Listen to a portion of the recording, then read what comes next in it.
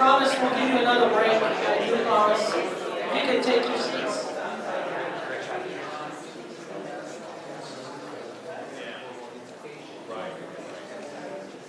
All right, everybody back in the room? Great. So we did have one question, and it actually is going to be a very interesting answer because it ties into our next speaker, and it's a good marketing for nursing homes in the area. The question is, what more or how should we go about educating the general public on the importance of having a living will or advanced directives completed? And that was a thing that I don't know, because there's a lot of people that say they can't afford to get an attorney. You know, they don't know where to go to get forms done. Does it have to be notarized? What's the issue? And I found out, number one, it doesn't have to be notarized, just witnessed. But this leads into our next individual, Deborah Franklin, the Senior Director of Quality Affairs with the Florida Healthcare Association, talking about nursing home perspective on the DNR. But any nursing home around will have the DNR forms as well as living wills and advanced directives. So if the nursing homes around want to market themselves, it may be a good thing to get out to the public so that they can have them come in and pick up the forms and understand it better through the nursing homes themselves. But I'd like to introduce our next speaker, Deborah Franklin, and we're looking forward to the afternoon, looking for some more solutions to our issues. Thank you. Thank you. That's what I'm about. I like to play well in the sandbox and come up with solutions and build the biggest castle ever together.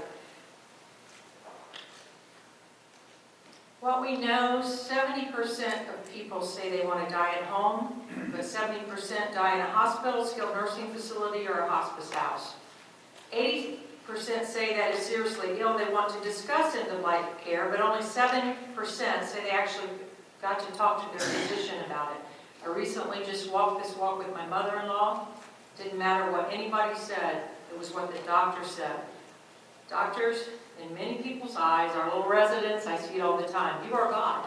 And what you say it means a lot to them. And so it's a balancing act of not taking away hope, but speaking truth. And my mother-in-law finally made the decision on the DNR once the physician explained to her, yes, I can continue to fix you. It's going to be this and this and this. Painful, this happens, you've had a heart surgery, CPR causes this. And when that happened, she was like, no, no, no, no. Actually became giddy when the physician left the room and she made the decision and said, look what I went through from the hands of doctors. So you're powerful when it comes to that education. You are taught to fix and treat, but part of it is also that education, because many, many, many, many people think you can fix everything. And so there comes a point that we have to educate. And that's not just you, that's us in the nursing home. But on the nursing home side, we can sometimes talk with we're blue in the face, but my doctor said. So that's why it's a team effort. 82% say it's important to put their wishes in writing. Only 23% have. No one wants to age, and no one thinks they're aging. My son asked me on my last birthday which 39th birthday it is. So when we make those wishes and write them, it's like we're admitting that the end is coming sometime. 60% say it's important not to burden their families with tough decisions, but 56% have not communicated their end-of-life wishes. You don't even want to think about that time when you won't have your parents. Your kids don't want to think about when you don't have your parents. And the parent doesn't want to think about what the kids are going to go through when they don't have their parents. It's a hard decision, and it's not a Thanksgiving dinner discussion. Whose duty is it? Primary care physician, specialist, emergency room physician, home health provider, nursing home or rehab, family, or the hospital. It's all of our duty. It's the physician, it's the social worker at the nursing home, it's the case manager at the hospital, it's the home health provider, it's the family. It takes everybody together to ease someone through making that decision many times. We were talking, some of us ladies over there, about how we already have ours. We've designated ours. Karen talked about hers. There's some people that have seen people suffer endlessly and because they didn't have it. So, some of us do have it, but there's many that don't. The barriers to getting, doing your end-of-life wishes. Patient concerns are reluctant to think about death and dying. They would just like like I've already said, they believe that the physicians know best. So the physicians wouldn't tell me when I need to do this. Can't envision their preferences now for when they become gravely ill. Like I said, I'm 39 forever, and I recently moved to 39 from 29, so you know how that goes. Lack of understanding of the disease process of a medical terminology. That was the case with my mother-in-law. You could probably write a book on things wrong with her heart, but they were all big terminology to her, and I had to really break them down for her to understand the heart is not getting better. And that's what happens, a lack of understanding. But when the physician was in the room, she nodded her head and never really let him understand that she didn't understand what he was talking about as he was using the medical terminology with her. Belief that creating advanced directives is giving up hope and agreeing to die. That was her belief, and she said, I'll let the children decide. She didn't want to disappoint her children. Distrust of the medical system. Even though some of you are God, there's others that have made them mad. So you've got the combination there. Palliative care. Dr. Hawk, here's my newest hero. I experienced palliative care as a daughter-in-law with my very precious father-in-law. It was done right in a hospital, Lakeland Regional. If anybody's from Lakeland Regional, I sing their praises all the time of their palliative care program and what they do there. Then I met Dr. Hawk, and I sing his praises all the time. It affirms living and dying as natural causes, neither hastens nor postpones death, provides relief from distressing symptoms, and it integrates the physical, psychological, social, and spiritual dimensions of care. When palliative care is done right, it's beautiful. Serves patients and their significant others as a functional system. Advanced care planning. I think everyone in the room probably knows this, but it's a process used to identify and update the resident's preferences regarding care and treatment at a future time, including a situation in which the resident lacks capacity to do so. For example, when life-sustaining treatments are a potential option for care and the resident is unable to make his or her choices known. Nursing Home Week, when I was on the provider side, did special things for all your employees, and it was a celebration time of the workers for National Nursing Home Week. And so I don't know if everyone remembers the Terry Schiavo case. That was a big issue here in Florida. And so I purchased for Nursing Home Week from my employees, either Spanish or American, the 5 Wishes booklets, and that's what I gave them for Nursing Home Week. I received more responses and thank yous back from my employees for giving them that gift than any trinket I ever gave them. It's something that I think everybody thinks about but doesn't do, and I put the tool in their hand.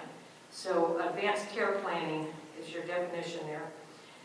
And now, this is good news for everyone in the room, there's new federal nursing home regulations. The facility is required to establish, maintain, and implement written policies and procedures regarding the resident's right to formulate an advance directive, refuse medical or surgical treatment, and right to refuse to participate in experimental research. In addition, the facility is responsible for ensuring that staff follow policies and procedures.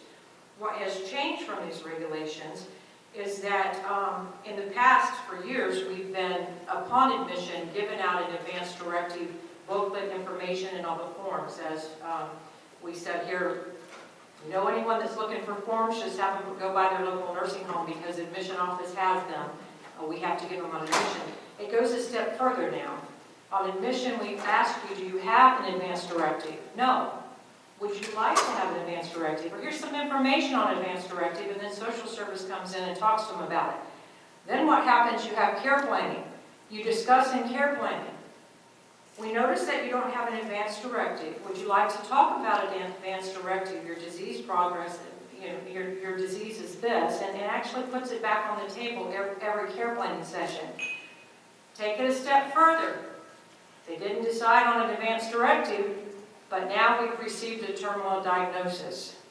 We go back again to the resident and say, we recently noticed that you've received this diagnosis of blah, blah, blah. Would you like to discuss advance directives? So that's the new federal regulations on the nursing home perspective to try and get it covered as much as we can. Nursing homes today not only do end of life, they do long-term care, dementia care, but 60% of Florida nursing homes is rehab, which is a short-term rehab back into the community, back into an assisted living, back into independent living or their home. those residents are not going to get what I just talked about because they're going to get upon admission and then they go home. And that's the ones that might go right back to the hospital. We've got a little gap there we still have to cover. And this is the advanced care planning that I just spoke about. It's the process of advanced care planning. It's ongoing, and that we have to just constantly focus on that advanced care planning, whether it is in our admission process and our care plans. I mean, that's what the nursing homes are doing, but it needs to be in the physician's office. It needs to be in the emergency room. It needs to be everywhere. That it's something that we think about the same as a teenager thinks about when I turn 15, I want to get my driver's license. We need to have everyone think about, I want to have my advanced care planning done.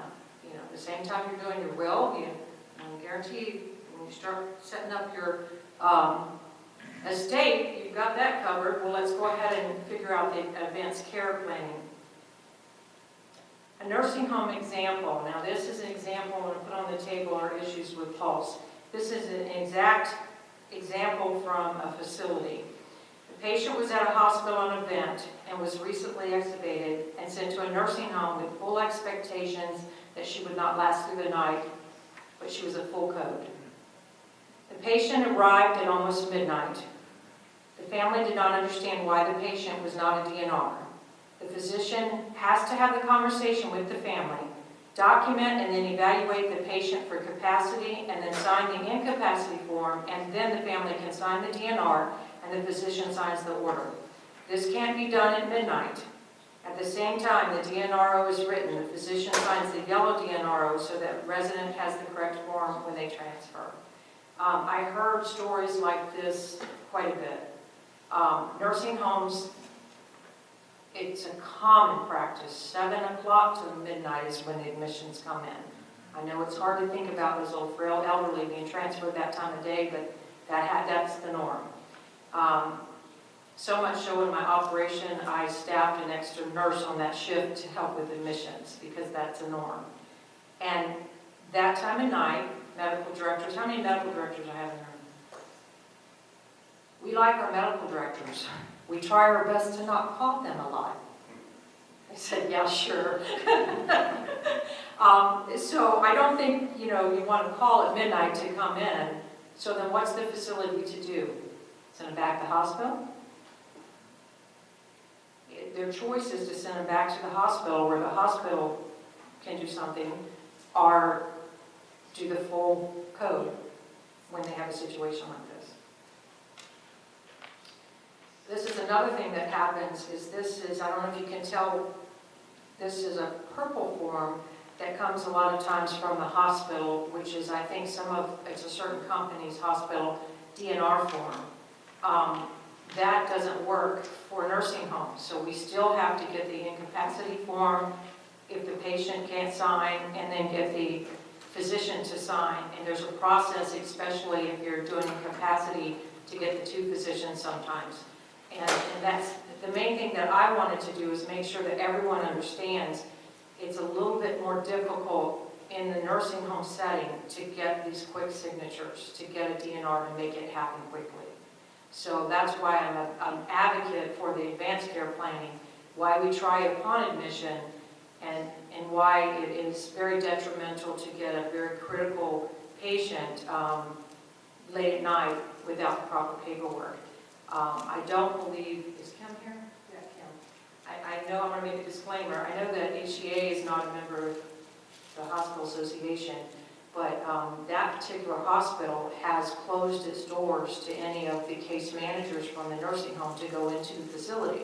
So the case managers and nurse liaisons used to go in, and it still do in some hospitals, and are able to get the paperwork before that patient is ever transferred.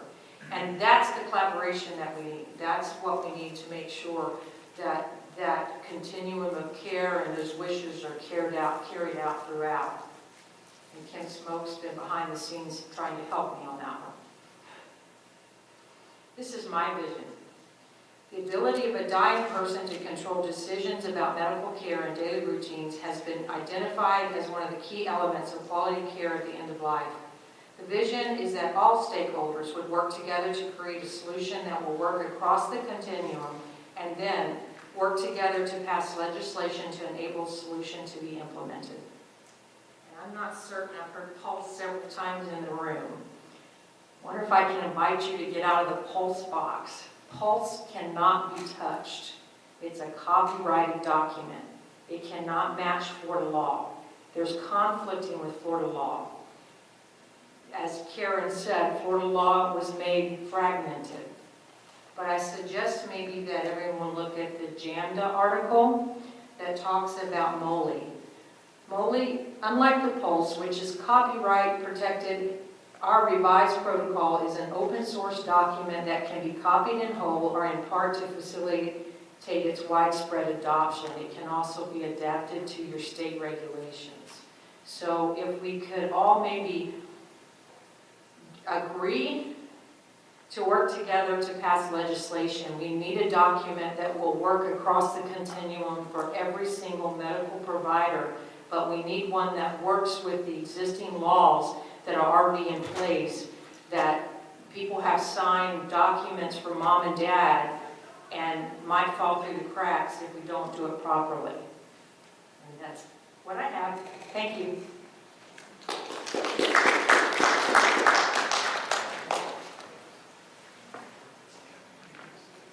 I actually have a question for you if you want to come up and address it.